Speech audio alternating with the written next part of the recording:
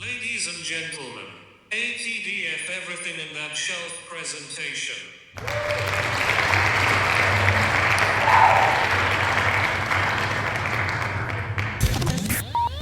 You're now rocking with TDF everything. Spoiled rotten.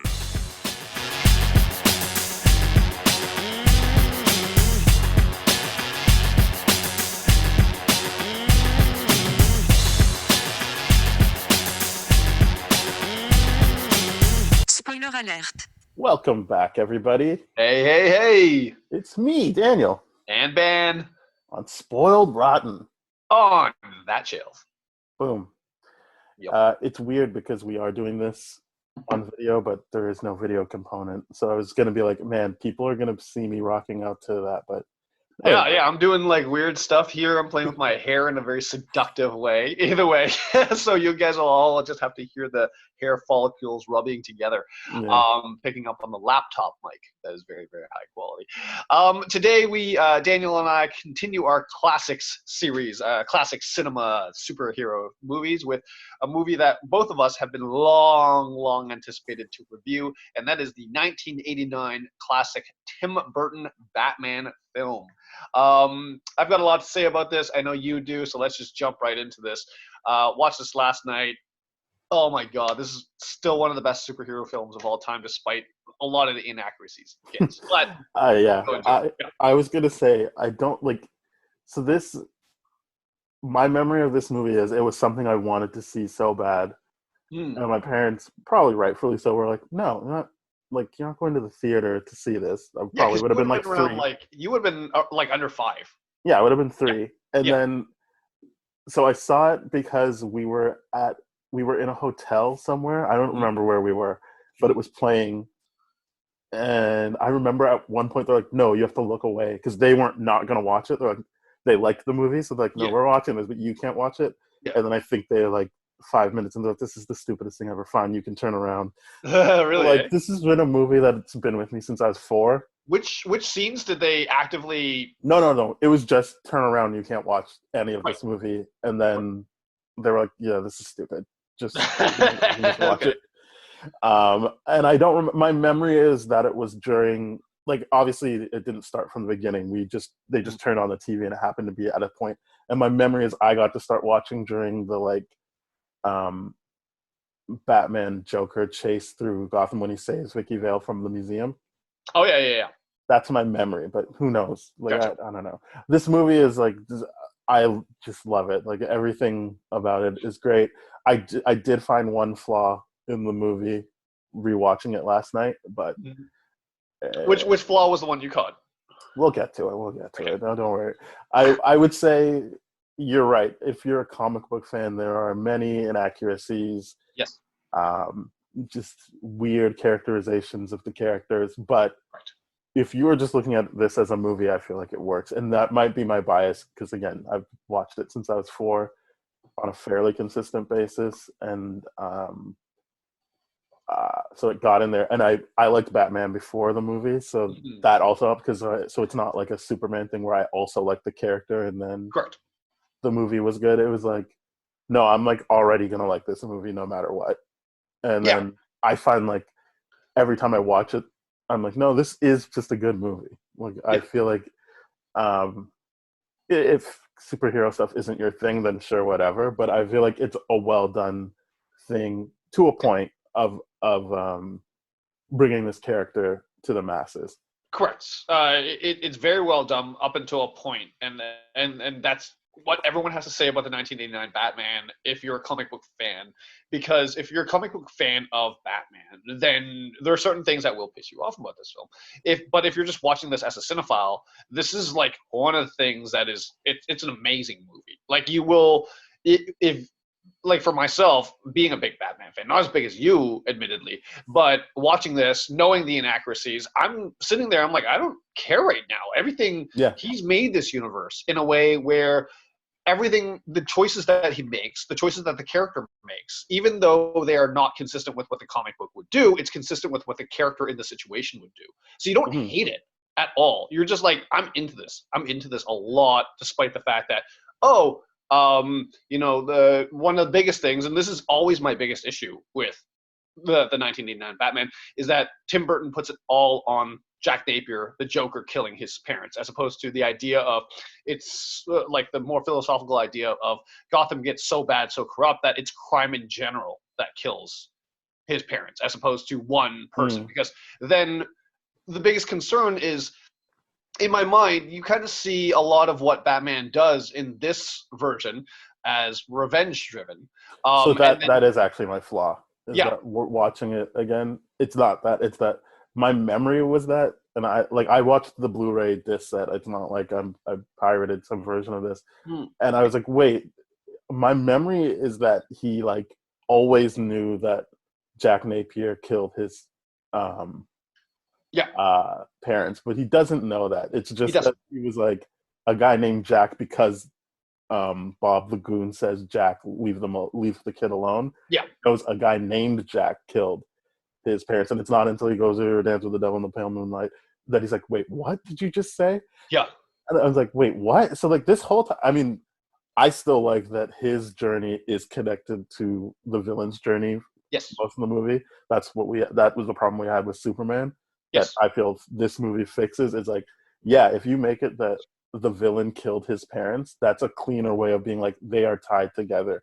But even like, because I was thinking like, oh, you know, when he's at the Access chemical factory and he lets Jack Napier go, is that him being like, this is for my parents? But I'm like, no, he doesn't even know that guy killed his parents. He has no clue. So it's just, it's like, so I was like, oh, that's awkward that like, it's just by happenstance that he finds out that like, again, it would be nice if it was like he knew that the whole time, and it really was that he was built. Because what you're saying, the way this movie plays out, it doesn't remove the idea that he's just like against crime.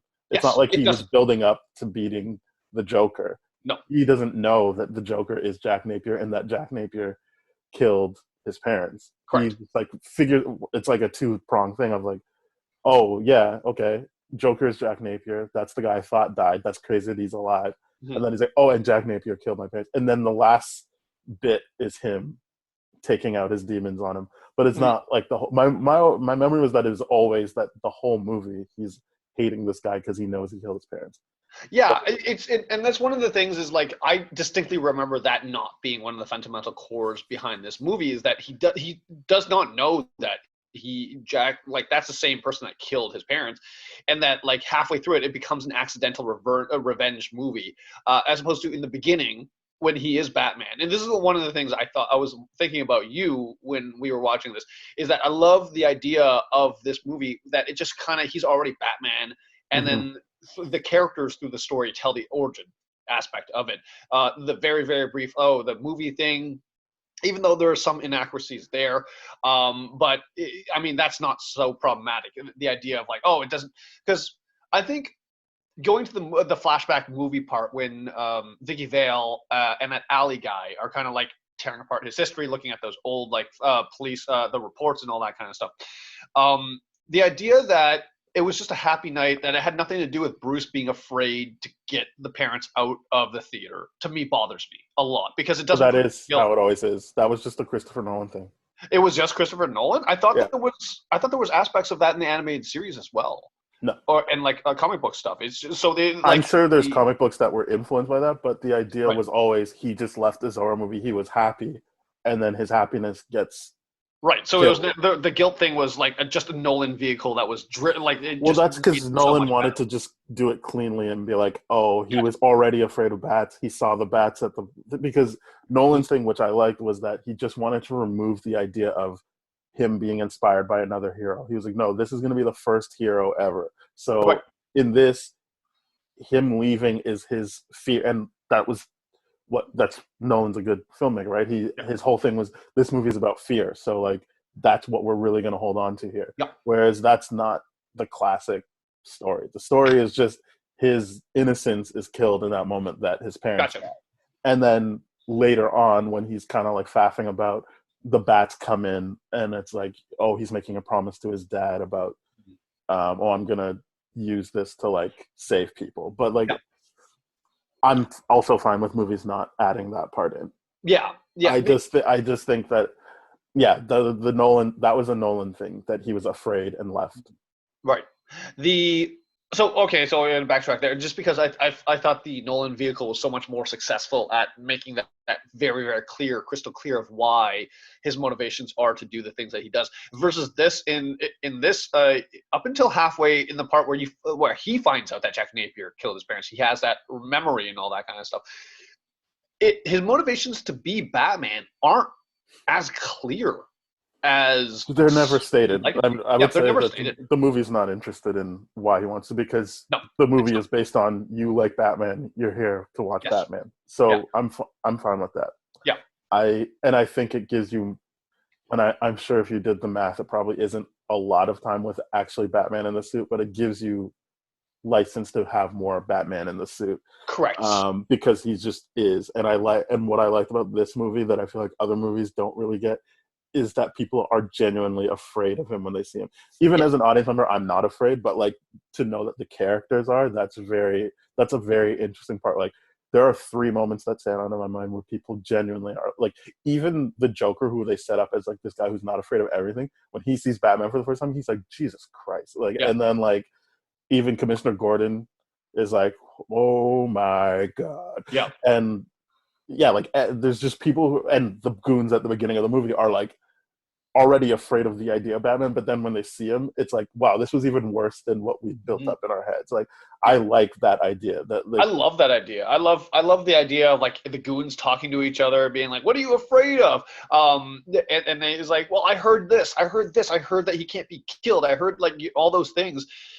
And then to have that urban myth, and then for Commissioner Gordon to actually see it, it's just kind of like this moment where you can tell like what is real, what isn't, what has been said that's been real, what isn't, because like, yeah, we've taken shots of this guy, he's not going down, like all this kind of stuff in an era where my assumption is that that technology does not exist. It's painted in a period of time, and this is where Stacey and I were trying to pick apart which era this is clearly trying to depict, because when I see the Dark Deco like Gothic architecture, to me it screams like 1930s, 1940s, and all that kind of stuff. Yeah, right? but that's always what I like about Batman. They're not supposed to be like this you is can't. happening now. It's Yeah, like you can't this is exactly just tell when time. this is supposed to be. Yeah, And that's a really cool feature of it, because I was saying like, no, look at the cars. This is 1950s. I'm like, no, look at the architecture. Look at this. And it was like, it's all these crazy things. It's genuinely a world that's original. You know how like in most other Batman iterations, we go, oh yeah, Gotham is Manhattan. The Gotham is New Jersey or something like that. This is just like, you see the architecture, but you're like, nothing else is like that. yeah. I do like that about, even like, it doesn't matter about whether or not people like Batman Forever or Batman Robin, but I like that it's like its own thing. Like it doesn't It's look actually like a a place you fictional can world. go to. Like you look like you are legitimately being transported to another world. Correct. Yeah, for this. everything about it is completely different. Versus like, and I think we have Nolan to thank for this, where he was like, let's put a Batman in grounded reality. This is what Batman would look like in our world. Versus like in that thing, they made we could see like, this is how Batman would look like in our world, but like this is like a complete world of its own with the architecture and all that kind of stuff. And that's why I didn't like the idea of Matt Reeves being like, no, see, look, this is what a Batmobile would look like. I'm like, but like, I want it to be. It takes the magic away. Yeah, I want that. Like, and that's why in Dark Knight Rises, when people are like, how did he get back? I'm like, I don't know, man. Like, if you can't get on board with Batman has means to get back into Gotham, like, what are we doing here? Like, well, I mean, there's more issues with that than just that one section of that Dark Knight. No, but that's what I'm saying. Like, sure, like everything's real, but then you're taking away what's good about Batman. Batman is this guy that's like studied everything so that like he can escape when you think he shouldn't be able to escape, or he can get into things you should think he shouldn't be able to get into. Yes. And like that's part of the theatrics of Batman. Like it's something they play lip service to in the first one, and even Dark Knight Rises. But like that's it. Like it is a theatrical thing. He is doing something that no one else can do. Yes. That is what I like about Batman. And it's kind of weird in this movie is like his gadgets and everything are stuff no one can do. But then when you kind of get on the one-on-one fights, I'm like, he's not really winning I mean, he does win the fights, but he's not Yep. great. Like, even the fact that he can't lift Jack Napier up, you're Yep. kind of like, oh, I guess he is human, like, which is fine. But but it was like, I like that he can just show up at the right time, and I think even this movie does a good job of being like, this is how he can show up at the right time. He's mic'd his whole house, and he heard that conversation. He's like, all right, I'm going to access chemicals. Yeah, I agree because it was one of those situations. The reason why I like this Batman movie so much is because the other Batman movies make him such a superhuman human in the sense where it's just like, oh, he's doing all these things. He's like superhuman. It was all, like, this is clearly just a human Mm-hmm. that has a motivation and means towards achieving those motivations.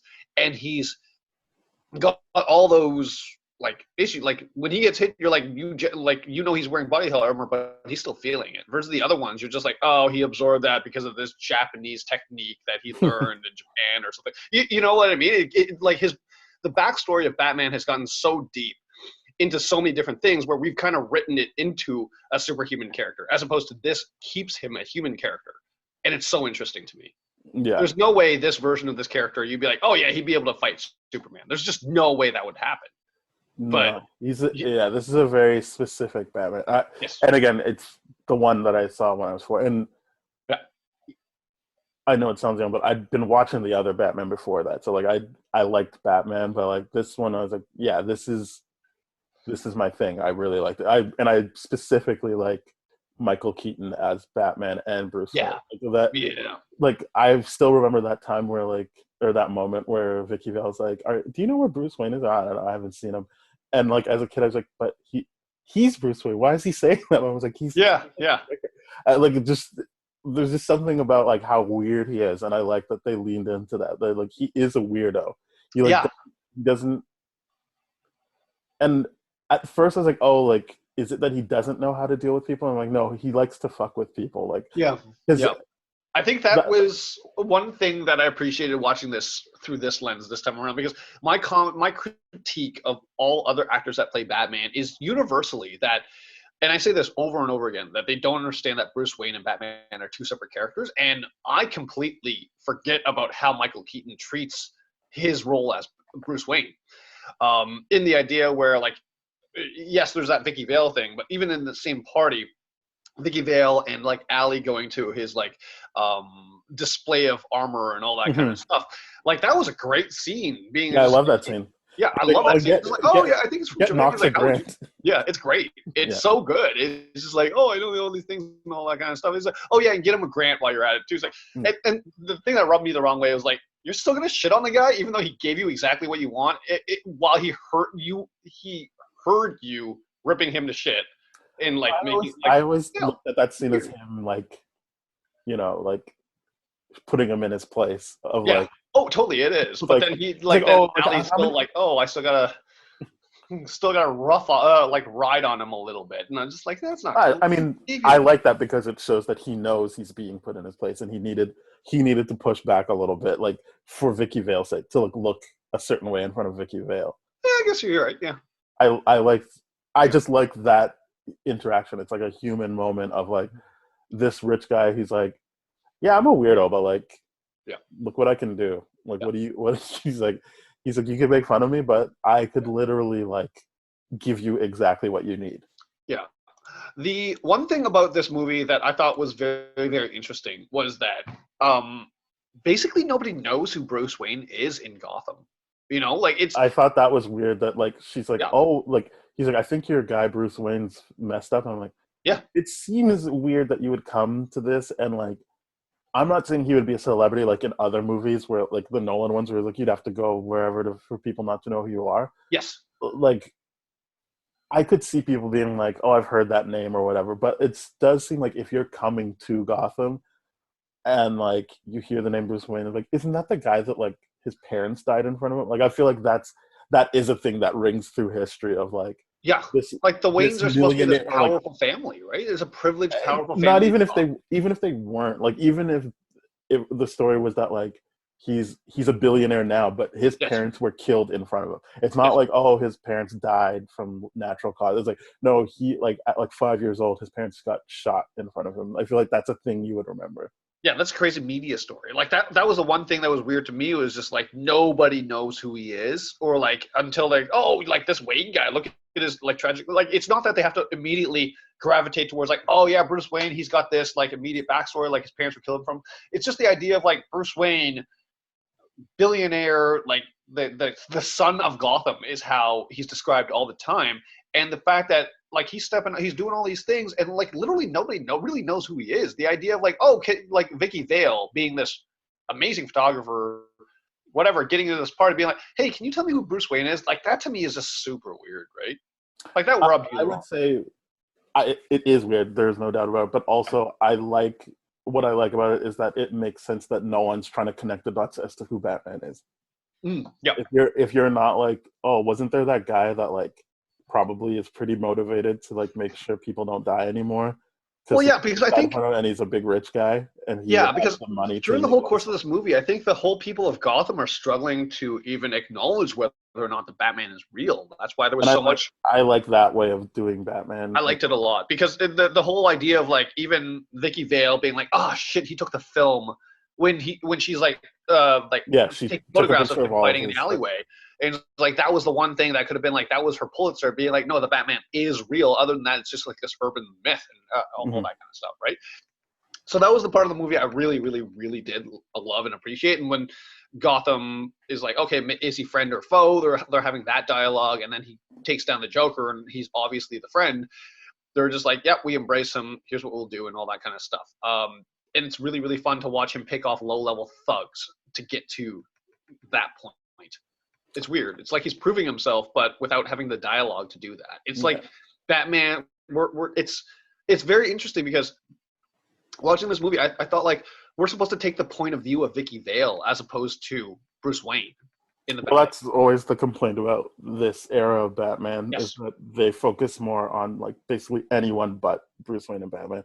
Yes. Which I guess so, but I liked the insight you get into Bruce Wayne and Batman. Yeah, I like observing Batman as opposed to being right there with Batman. Like there's a lot of the magic I feel that you get when you observe Batman, as opposed to like having him. And this is like a critique you have, like when he narrates what he's doing, when he's doing his investigative stuff and all that kind of stuff, it does take the magic away. So he's not introduced as the world's greatest detective here too, which is an interesting thing. He's just like crime fighter.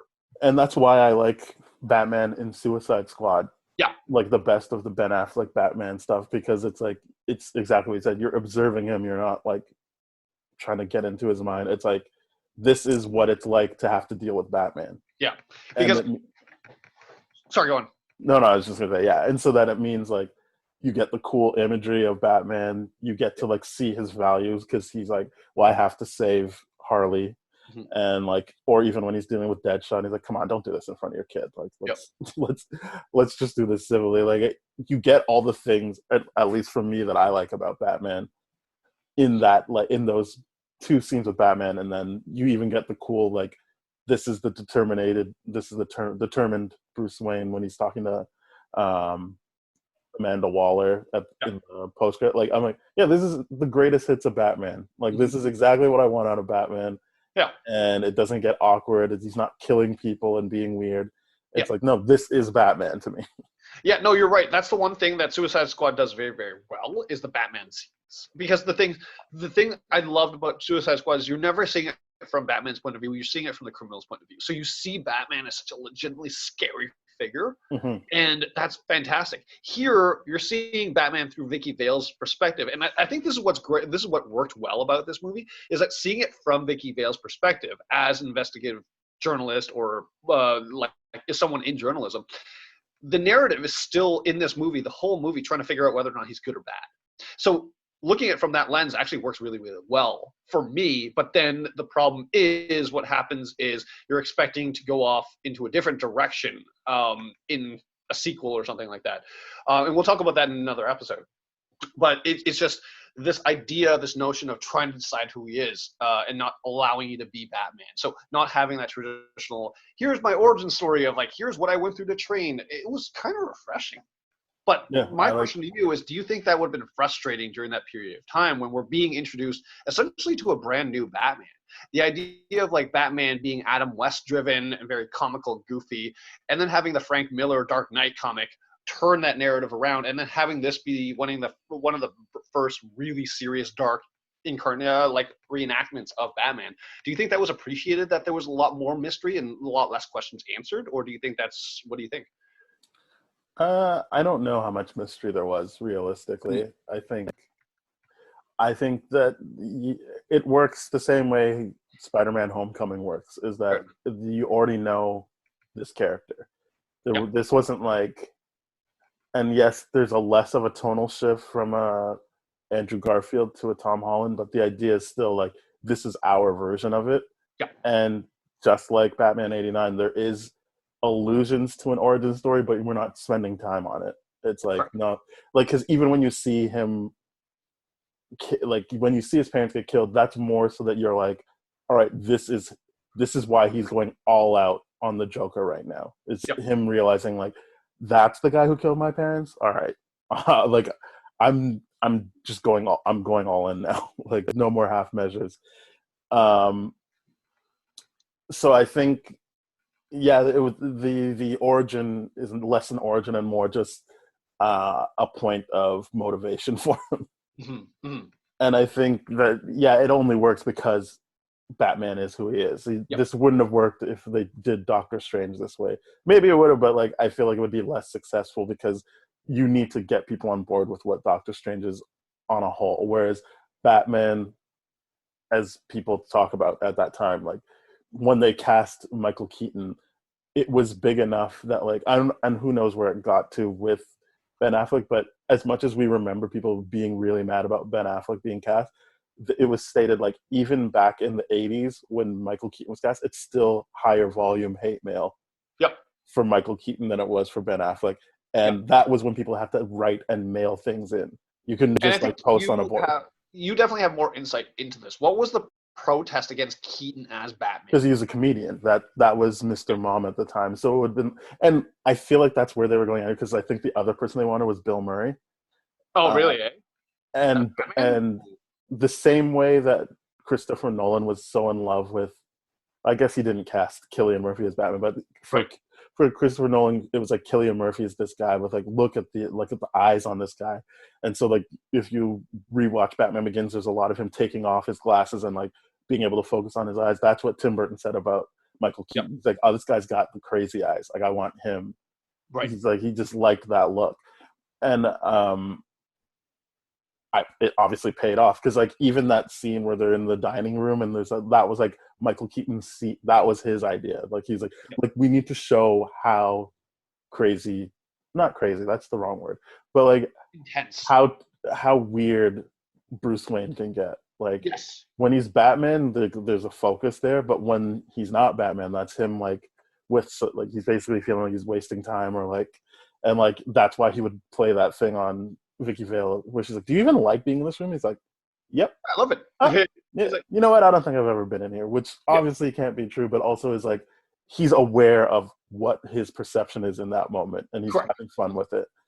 And I like that. But like I think the idea was that like why would you get a comedian to play this role? Right. And so that speaks to people knowing the character.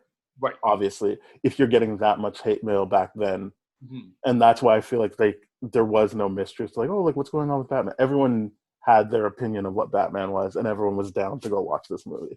Yeah, and I think one of the biggest things too, and this is becoming more and more of a thing with characters becoming more and more iconic in pop culture. I think less and less actors want to take on that risk of being playing that role. Right? I think Batman's become that. I think Superman's become that. I think there's other characters that obviously become that have been, the role has been defined so well that it's just like you have to either knock it out of the park or we will shit all over you. I think Joker's one of those characters. I don't know that I agree with that. I feel like it's what actors have said. Like obviously, I don't know why he thought this, but like when Mark Ruffalo took over the Hulk, it was backwards too. There was a lot. People didn't like that, but there was backlash there. But Well, that was just because they wanted the continuity of keeping yes, they wanted everything. Like he was like, we look at this like not in terms of writing, but like Shakespeare, where like it's not like people are like, well, I'll never do Romeo because that guy did Romeo. It's like, no, these are like avatars now, and you can come in and do your thing with this. Like a lot of work is done for you in the sense that like if someone says Robert Pattinson's playing Batman, people aren't going to be like, who's playing? Like, who is he playing? Like, what is that? Like, they're like, okay, Batman. That means this, this, and this. And then what that does for an actor is they can be like, I don't have to like fill in a certain amount of backstory. I can now do my own take on that. I can play off of what people's expectations are. And so, yes, there might be an element of I don't want the press for that, but in terms of actually acting, I think that's why you could get someone like Joaquin Phoenix to do Joker, because he's like, well, this is an opportunity for me to flex a certain muscle based on what people's expectations are of this character. And that's why someone like Robert Pattinson, who was kind of like, I don't really want to do the big budget thing again, actively wanted to do Batman. And that's kind of the idea, is that they're now these characters that like they don't belong to an actor anymore. It's like it's looking like Superman's having a hard time getting traction, but there are people who would argue, well, Ben Affleck's my favorite Batman, or Christian Bale's my favorite, or Michael Keaton's my favorite. I don't know how many people would say George Clooney or Val Kilmer, but the point is you have some options as to who your favorite is. Just like even for Spider-Man, there are people who are like, well, no, Tobey's the best, or Tom Holland's the best, and the idea is that you as an actor have an opportunity to do something on a bigger stage, right? Just the same way an actor would have liked the chance to do Othello or Macbeth or something like that. Right. Yeah. It's definitely, this is definitely one of those things, right? I get why the controversy at that time, because I didn't know too much about Keaton around then, but that makes sense to me. Right? I can't remember who else they wanted for Batman. I think I'm sure there's a list, but like there was some people where I'm like, I don't know. I'm glad that Michael Keaton got it. I think that for what they were trying to accomplish in this, they got the right match of the person. I agree. 100%. And I'm pretty sure when it was Bill Murray, that was going to be a different take. I don't know if that was like a Tim Burton. That would have been so odd to me. I don't know if I could see Bill Murray as Batman. Yeah, who knows? I don't know. Or like if Bill Murray was a Joker, I could definitely see that. But even then, I don't think. Actually, I would actually have a harder time seeing Bill Murray as the Joker. Yeah, that's what I'm saying. But I get him as, I get the want to have him as Batman, but but we haven't even talked about Jack Nicholson as Joker. Yep. I thought was amazing. Yeah. He is such an amazing Joker. He's really, really good. He just really puts that gangster element in the Joker really, really well. That's what I was going to say. Like, if considering like I don't like having a backstory, it was good to be like, all right, this is where he started. Because once he is Joker and he's making jokes about like, as you can see, I'm a lot happier now. Like, everything to do with that Carl Grissom stuff, I was just like, yeah, this is really cool. I mean, again, it's giving the villain more backstory, but you kind of need to, because I don't know if you need to. I appreciated it that it was kind of like, yeah, well, I know who Batman is. What's going on with the Joker? Yeah, in the situation they needed to, because the hero and the villain are so inherently tied together in their origin stories, where they definitely needed to do that, I feel. Because that's the thing, and that's the issue with this 1989 Batman, is the idea of like the Joker made Batman. They even have dialogue toward the end where the Joker was like, in those last few acts, the Joker's like, you created me, you left me for dead. And then Batman was like, you killed my parents, you created me, so I created you, and all this kind of stuff, this back and forth and all that. So it was like this weird dynamic of what's going on there, because that's where you have to have Jack Napier's origin story so much more fleshed out. Because if they didn't have that, it'd be so much weirder, especially if they're pursuing this from Vicky Vale's perspective. That's the weirdest thing. about it. Yeah, I think I like his turn, but I also just am engaged with him throughout the whole thing, and I obviously all I could do was compare it to the last version of the Joker we saw, and I was like, yeah, this is what I want, like a competent person. When you say the last person, are you referring to Leto or are you referring No, to? I'm talking about Joaquin Phoenix. That's the last version of Gotcha. the Joker we got. Gotcha. Yeah, I was like, yeah, this is what I would want. Like, obviously they had their take and it's whatever, but I'm like, if I was supposed to watch a whole movie, like imagine that like if you just took what was happening with Jack Napier before he goes full Joker, like that would have been also an interesting movie to watch. Correct. And like what he's and like because he's got his own thing going on basically. Yep. Again, I feel like they did a better job of marrying the two things, but like he does have his own thing. It's like this power play with his boss, and like the boss being like, "You're sleeping with my girlfriend." Yep. It's all stuff that you could flesh out into a movie and not have what I felt was holding back the Joker of like, oh, but like I just feel that like he's someone who needs help. Yep. Jack Napier in this movie, you're like, yeah, I get it. Like you can kind of play him like the anti-hero because he's wronged by his boss, but he is objectively a bad person, and it's not because he was beat as a kid and like has this condition that causes him to laugh. It's like, no, he's just a bad guy doing bad things, and maybe it's fun to watch him to a certain point get revenge on his boss for doing what he's doing. But you're still left with like, this is a bad guy, and now the next step is Batman stepping in to stop this guy. Yeah, because it all comes back to that flashback, right? Before the flashback of like Jack Napier actually like killing his parents, you're just kind of like, oh, it's dog eat dog world, the gangster world. He just did a one up and he got back because at a certain point, because the Grissom guy double crosses Jack, you're like, well, you're kind of rooting for him. It's like, yeah, how dare you do this and all that kind of stuff. That wasn't cool, even though like, you know, this is what's happening and all that kind of stuff. But then when he turns the gun on the kid, and when you're on Bruce in the alleyway, and you're like, you're gonna kill the kid too, you can't root for him anymore. Like at that point, right? I mean, I would argue you can not root for him from just the way he treats the person who's supposedly his girlfriend. Yes, and he like throws acid on her, and then like makes her jump out of a window. Like, well, I think before he turns a gun on the kid, there's a bunch of stuff that you're like, oh, this guy's a bad guy. I can't root for him. Yeah, but that's a hugely definitive moment where you're like, nope, he's just genuinely bad. There's like before as a gangster, you're like, oh, I would disagree with that. I think he's definitely portrayed as a bad person the whole time. Yes. There's no questioning that, but there's like parts where you're like still like, oh, I get where he's coming from. I get where he's coming from, and then he turns the gun at the kid. You're like, I know, you know. Yeah, I mean? But you're also at that point, you know that kid is Bruce Wayne. Like you're not like, oh no, what's gonna happen? Yeah, of course. Yeah, I don't know. I think that they do a good job of showing all the different ways he's bad. And by the time you see that flashback, I don't think you're like, oh, now I get it. I feel like it's like, yeah, it's that bad guy that was doing bad things the whole movie. Yep. He was bad when he was a kid too. Yep. And also he shot two parents in front of the kid. Even if you don't turn the gun on the kid, you've best destroyed that kid's life. Yeah, sure.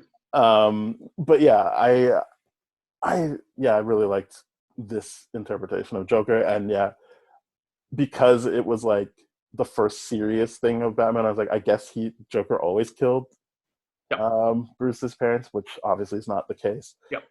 But I feel like in my head I must have built it up so that like you see that flashback way earlier, and so like in my head it's like, yeah, there's this movie where like, yeah, I remember seeing the flashback a lot earlier in the movie too. It's weird that like it really isn't revealed to you. I mean, I guess I don't know. There's nothing for you to assume that he is the guy that killed Bruce's parents because you don't see that flashback until. No, there's nothing to make that assumption. Nothing. Yeah, so that is weird. Yep. I don't know why I had that Mandela effect of being like, oh no, you obviously, because I was like, wait, do I need to rewind? How come I haven't seen the flashback yet? Yeah, no, that's one of the things is like watching this movie and remembering this movie are two fundamentally different things. And that's why I'm glad we actually did the work of just rewatching it and then reviewing it as opposed to like, oh, let's go off memory because we've watched this so many times. I'm like, yes, I've watched this more than 10 times, but it's not dedicated to the memory the same way Star Wars is in my head.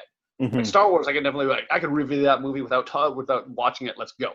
But with this one, I was just like, nope, gotta watch it, and I'm glad we did because there's so many things that we're seeing now that I don't think take away from the movie, but just like objectively put our memory back in line with what is Mhm.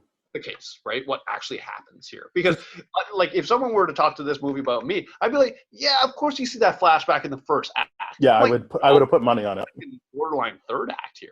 It's crazy. I would have put money on you seeing that because I always thought it was like you hear "Ever Dance with the Devil in the Pale Moonlight" before that showdown in Vicky Vale's apartment, but you don't. Yes. I was like, wow, they only say that twice, really, and Yeah. it's like there and then a flashback, and then Batman kind of says it to Joker at the end, but it's like, oh, I mean that scene is the only head scratcher for me. When he's, like, telling that story, I'm like, so if he doesn't know for sure that that's the person who killed his parents, what is he even doing? Yeah. Like the hell, you want to get next? Come on, let's get next. Because I get it, he's trying to pull focus from Vicky Vale, but I'm like, but you like if he shoots you, what's to stop him from just abducting Vicky Vale? And then what are you gonna do? Like I know he wasn't ever gonna die, but like you're gonna get up then? Like I don't get what his plan was. Yeah, that It's was like my you're thing. distracted. Where's your follow through with this? What's happening here? I don't get it. It was the big Superman shield wrapping around Non yes. of the movie where I'm like, what even is the plan here? Like, Yeah. yeah, okay, you're like pulling focus, but like, and then what? And then you left. You did your Batman thing. You left and all that kind of stuff. That was cool, but like, what was the whole follow through there? If he just shot you in the head, what if he shot you? Yeah. It was like that whole Dumb and Dumber part where he's like, "Oh, I saw her at the gas station. She strapped a bulletproof vest on me, gave me this gun, and like sent me in as an agent."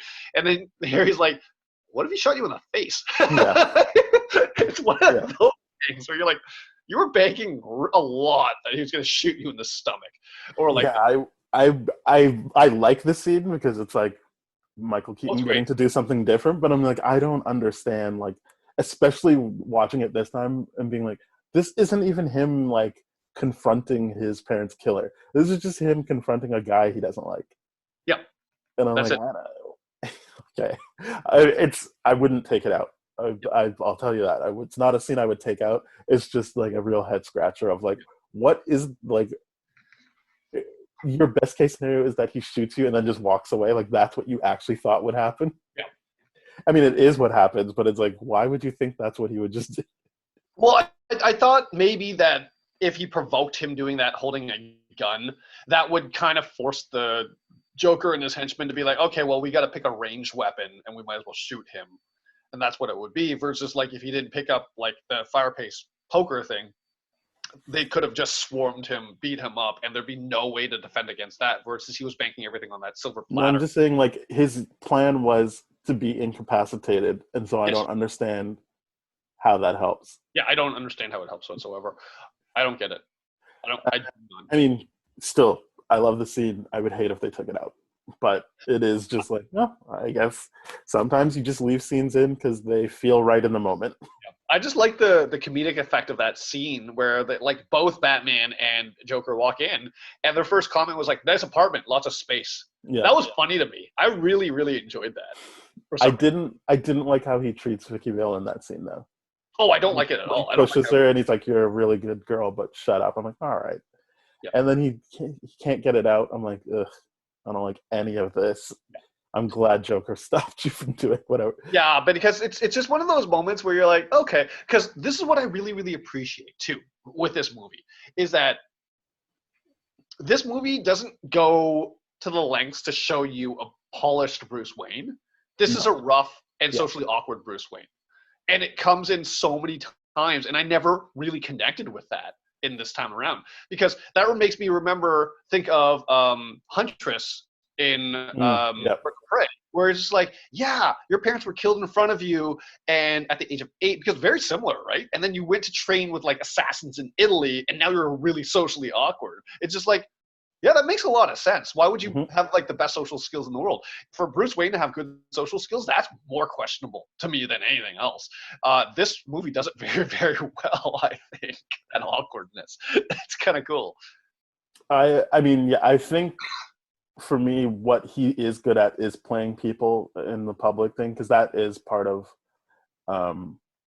the comics is that Bruce Wayne is supposed to be kind of a bimbo, and they kind of flirt with that in the Nolan stuff, which isn't really interested in sticking with it. But like, I like that this movie does stick with it. Is that he's like constantly like saying things to look dumb, but he isn't dumb, and then obviously in the point where he actually has to be real with someone, that's where he fumbles. I like that idea. Is that it's like, all right, now I have to be real with this person. I can't like play games with her head. I need to be like, I'm Batman. And that's where he kind of is like, you see the kind of cracks in his armor there.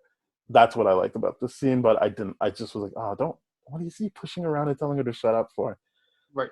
It's weird. And then as a kid, I always reacted to him saying shut up, but this time I reacted to the push. And then I always reacted to when he's about to say it and she goes, hey, it's okay, you can tell me. I'm like, you do need to shut up. He was going to tell you. Yeah, don't cut him off. No. Yeah, that scene was interesting to me. Interesting. Yeah. I mean, great. Also... definitely haven't thought about that. Billy D. Williams is Harvey Dent. Yeah. I do feel bad for him. I feel so bad for him. He said he specifically took the role because he knew that would turn into Two-Face. Right. And then they paid him to not be in it again. I was listening to this podcast called Blank Check where they take a director and they basically do their whole filmography and then basically talk about all the wins and losses they have throughout their career. And so the most interesting thing about Tim Burton's career, because I wouldn't say he's someone who like works with a lot of black actors in particular. Like I remember Samuel Jackson said the only reason he was in that Miss Peregrine movie is like, yeah, how have I never been in a Tim Burton movie? This is ridiculous. Yeah. I'm in everything. How have I never been in a Tim Burton? Yeah. But like apparently what like he always is trying to get black people into his movies and the studio always just shuts him down. Because like really? Well, I mean, he got Billy D. Williams in this.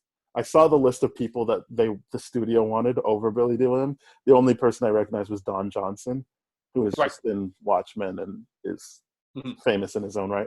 But like for Beetlejuice, he wanted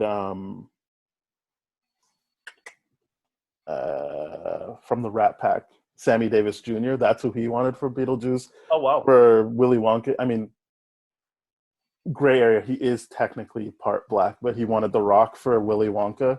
Is he part black? Tim Burton? Oh yeah.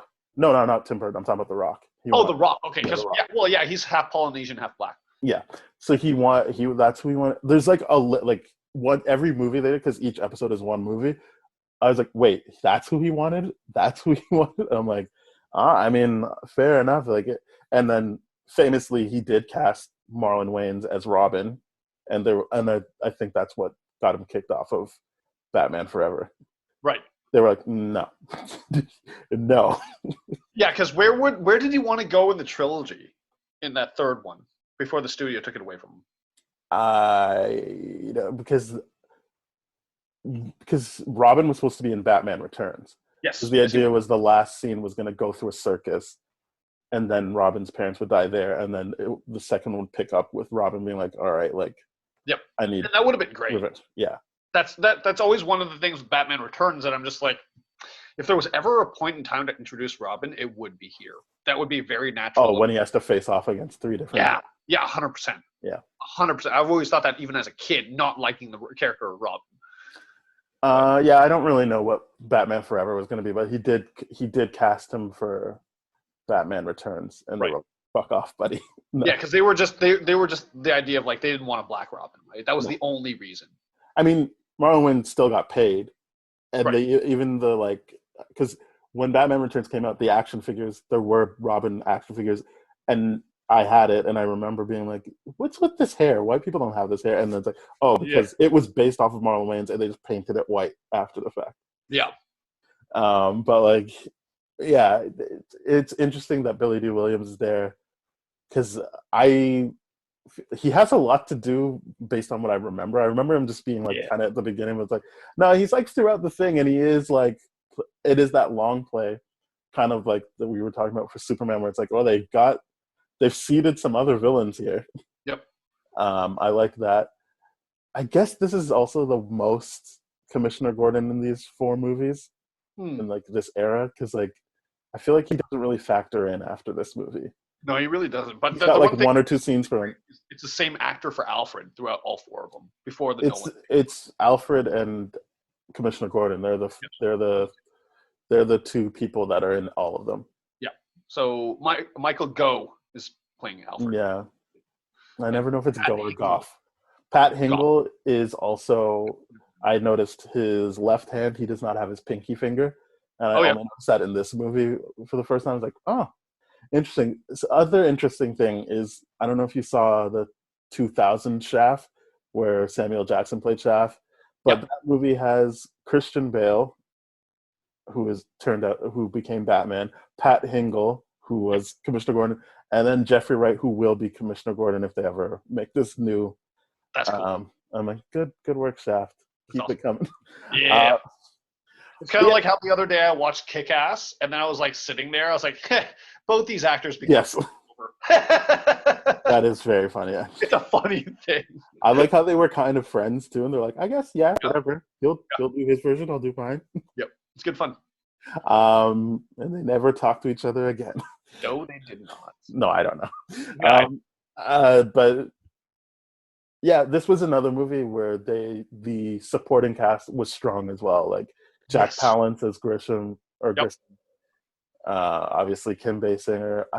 I'm assuming Robert Wuhl was like known. I don't know how well known, but he was known. Like he was well known. Robert Wuhl as Alexander Knox.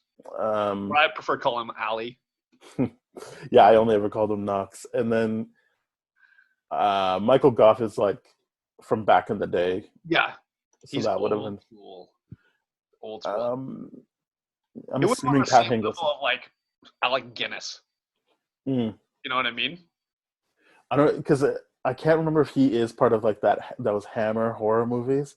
Because then later on, Michael Gough is in Sleepy Hollow, another Tim Burton movie, where it's like the whole point is you get these scenes where it's just a bunch of like horror, like heavy hitters all in one room. Yeah. But yeah, I like the cast in this as well.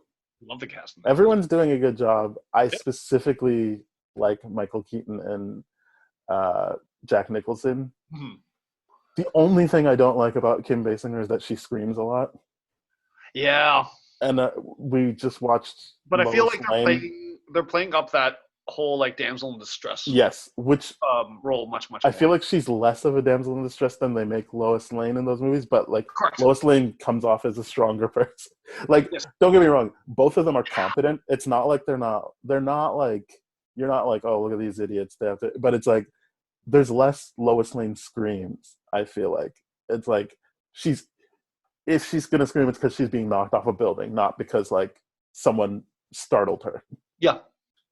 The Kim Basinger in this is much like plays that damsel in distress role much more than Lois Lane ever would be able to, and it's very, very interesting. Like, so the one thing we haven't talked about yet, and I really want to talk about here, is the set design and the architecture.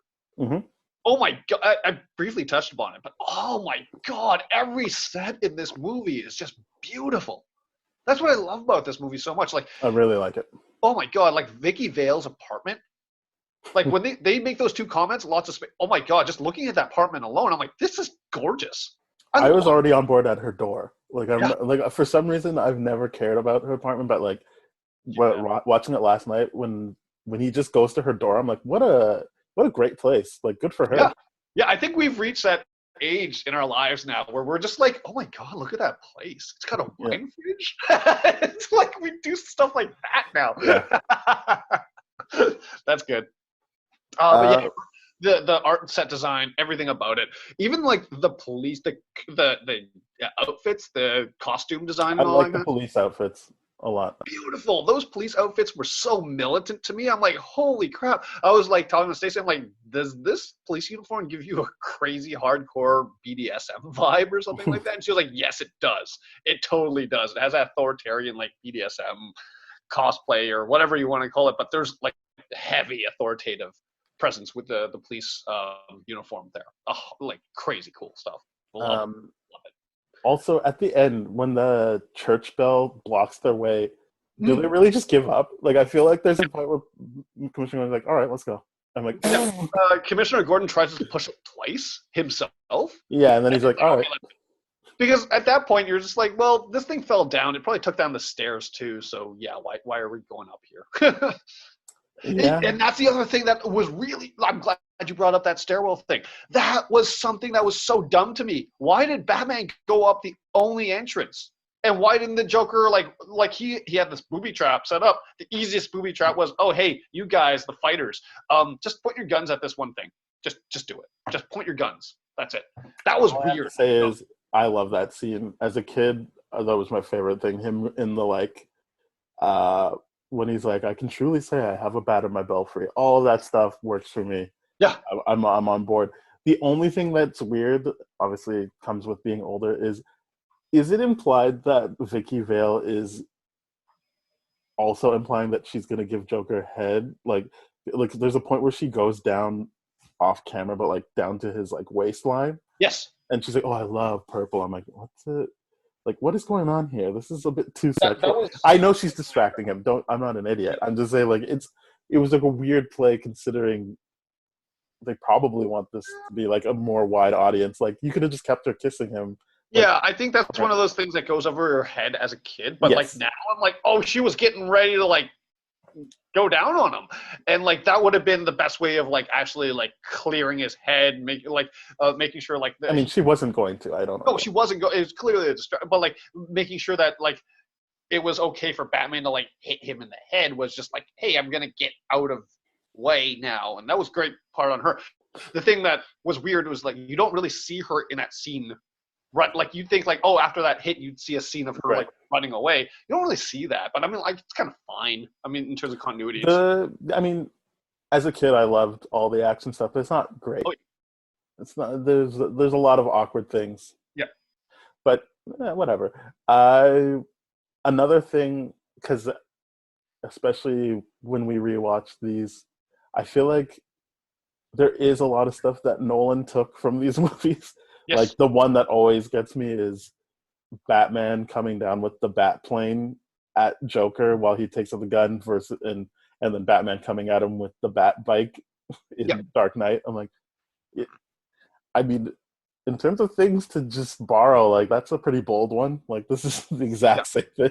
Yeah, I realize that there's a lot of like imagery sharing that he does with these movies, and I think that I don't know if that was his way of doing an homage or something like that was like really. I think he said he likes the movies. I would hope if for how, because like I'm just thinking of that one now, but I know there's other stuff that's like if not line, and I think there was a line that actually is used in both really movie and Dark Knight or Batman Begins, but it's like if you're not, I mean, I hope you're just borrowing from stuff you already liked or thought worked already. Right. Yeah. Very, very interesting stuff, for sure. And I like the Prince music. Last thing we didn't get to talk about is the Batmobile. Yeah, it's my favorite. I love it. That's my favorite. Like, the coolest Batmobile, right? It's just like shields out of nowhere. You're like, what? I was so mad when they changed it in Batman Forever. I was like, ugh. I didn't like the change. It just, That's when we started to get the toys. Oh, this was a toy thing too, and and Batman Returns was definitely toys. They had like Happy Meal toys. That was the problem. I mean, I know people like to go with this line of thinking of like he got fired because he went too dark on Batman Returns, and McDonald's specifically got mad at him. Right. But like, he has even said that like after he was like, oh yeah, and Marlon Wayans will be in this, and he stopped getting invited to meetings, he's like, I'm guessing I'm not coming back. If like they clearly don't like my ideas. Yeah. I would have genuinely liked to see what he would have done with that. Especially since it's not like he was only auditioning black people. So it was like it wasn't like where you hear like Darren Aronofsky was like, well, Alfred will be a black person in my movie. It was like, no, I just picked the guy I liked the best, and it was Marlon Wayans. Mm-hmm. Yeah, fantastic movie. Love this thing. Yep. Is that? I What think else that's is it? it. Well, I like the Prince music. I really like I Party. love the. I remember Prince being on one of the floats as a kid for some reason. No, no.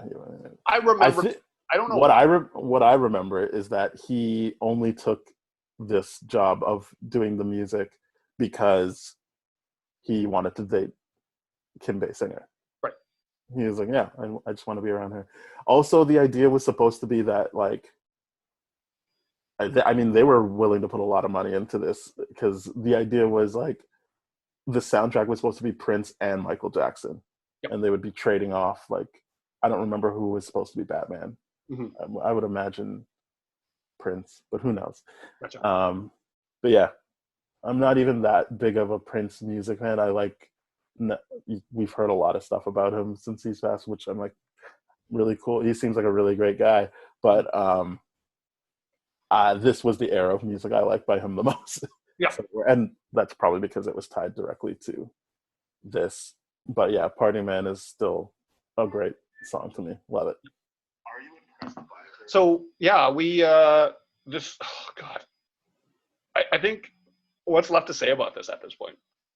Nothing. Great time. Great time. Let's just rate this thing. We're just loving this movie. All right, I will give it a 9. Yeah, this is an 8 for me. I think the fact that, and this is what this movie will always suffer from, the fact that it feels like Tim Burton did not do his research into this character. Oh, he didn't. He doesn't like comic books. No, he doesn't. So it's that was the thing. He produced a great movie, but there were small little things that could have made comic book fans really, really, really happy. It's not like he got them completely wrong, but it's just those things that fundamentally do change a lot of this character. Because you get that revenge on Joker, what's your motivation to keep going? Why?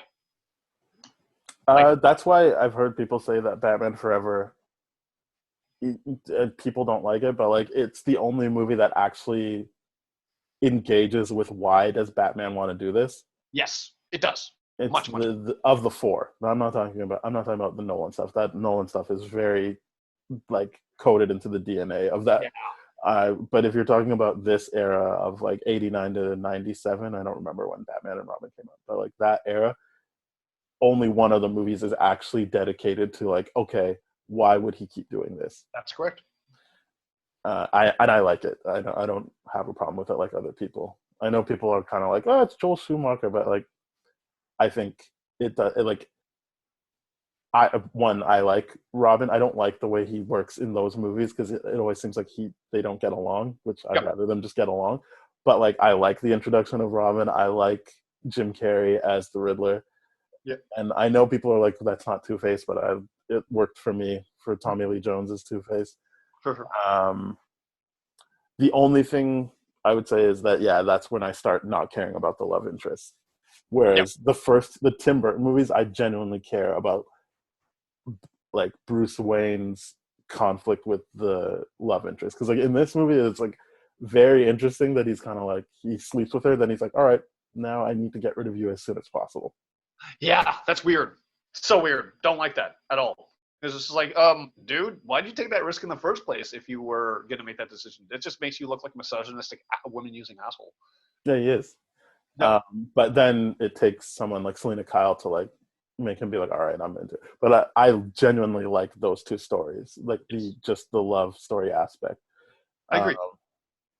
And then, yeah, I don't care about Dr. Chase Meridian by the time we get to Batman Forever, but it's got a bunch of other stuff going on, so I'm fine. But yeah, that's that, I guess. A 9 from me and an 8 from you. Got it. Right, so if you enjoyed listening to this, please go to thatshelf.com where you'll find other podcasts like No Budget Nightmares. What a great theme song. Bad Gay Movies, Black Hole Films, Composers, Changing Reels. There's a whole bunch of great stuff going on there. So please go there. If you want to listen to more episodes of this podcast, Spoiled Rotten, please go to tdferything.com/spoiledrotten. You'll find our backlog there. You'll find our social media. Please, if you want to follow us on Twitter, it's at TDFSpoiled.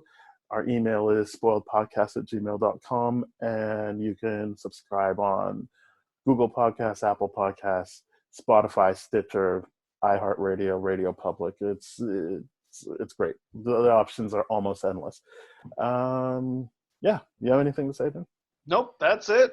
Tune in next time. I guess we're doing Batman Returns, right? Yes. Wait. Yeah. I mean, yes, probably. I don't know if anything comes in between this and No, let's do Returns. It's so good. Returns yeah, is it is awesome. Batman Returns. So dark and creepy. Oh my god, yes. And it scared me. Yeah, Batman Returns, and then after that, we're doing The Crow, which is yes. Oh my god, I cannot wait for you to watch that. I'm so curious of what you think about that movie. That was one of my favorite movies. All right, we're certainly calling our shots now, baby. Yeah, do it. All right, everybody. As always, stay safe, stay healthy, keep your hands away from your faces, and we'll be back ASAP to let you into our brains. All right, bye-bye.